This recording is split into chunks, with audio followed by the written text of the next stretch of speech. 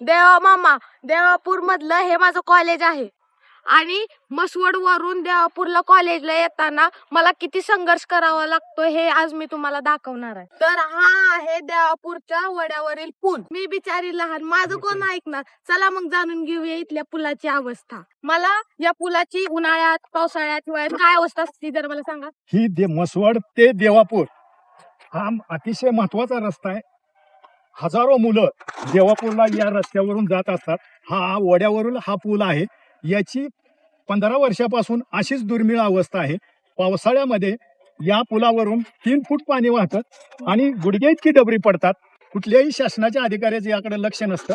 अशा प्रकारची दुरावस्था आहे. आणि जर हे काम झालं तर या ठिकाणी हजारो येणारी जी मुलं आहेत या रयत शिक्षण संस्थेच्या विद्यालयामध्ये, हे या विद्यालयातील मुलांचं आणि मुलींचं शिक्षण चांगलं होऊन या रस्त्यावर जे अनेक अपघात होतात ते थांबतील अशी व सुशिक्षित ग्रामस्थ आप्पासाहेब पोळ यांची विनंती आहे. हे झालं देवापूरच्या वड्याची अवस्था. आता आपण पाहूया देवापूर ते विरकरवाडी रोडची बिकट अवस्था.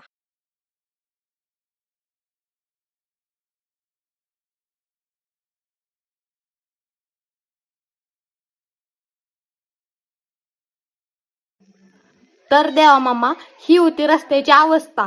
मामा, करावं लागतंय, करून टाका प्लीज, करा तेवढं.